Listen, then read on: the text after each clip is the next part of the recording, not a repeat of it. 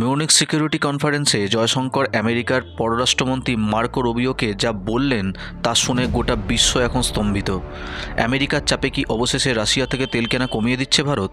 মার্কিন পররাষ্ট্রমন্ত্রী Marco Rubio দাবি করেছেন ভারত কথা দিয়েছে তারা আর অতিরিক্ত রাশিয়ার থেকে তেল কিনবে না, কিন্তু এই দাবির কয়েক ঘন্টার মধ্যেই বিদেশমন্ত্রী এস জয়শঙ্কর যা বললেন তা শুনে গোটা বিশ্ব এখন স্তম্ভিত। জয়শঙ্কর স্পষ্ট করে দিয়েছেন ভারত তার সিদ্ধান্ত নিতে কারো ওপর নির্ভর করে না।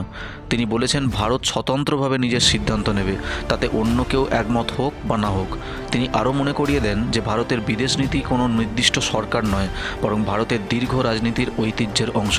মার্কো রুবিও দাবি করেছিলেন যে ট্রাম্প প্রশাসনের সাথে ভারতের যে ট্রেড ডিল হয়েছে তার শর্ত অনুযায়ী ভারত রাশিয়া ছেড়ে আমেরিকা বা ভেনেজুয়েলা থেকে তেল কিনবে। আমেরিকা রাশিয়ার ওপর নতুন করে কঠোর নিষেধাজ্ঞা চাপিয়েছে এবং তারা চায় ভারত যেন মস্কোর আয়ের উৎস একেবারে বন্ধ করে দেয়, কিন্তু জয়শঙ্কর এই দাবিকে এক প্রকার নস্যাৎ করে দিলেন। বর্তমানে ভারত তার চাহিদার প্রায় 35% তেল রাশিয়া থেকে কেনে। জয়শঙ্কর সাফ জানিয়েছেন এনার্জি মার্কেট অত্যন্ত জটিল এবং ভারত সবসময় দেশের স্বার্থ আর জনগণের কথা ভেবেই সিদ্ধান্ত নেবে। আন্তর্জাতিক চাপ ভারতের স্ট্র্যাটেজিক অটোনমি বা কৌশলগত স্বাধীনতায় কোনো আঁচড় কাটতে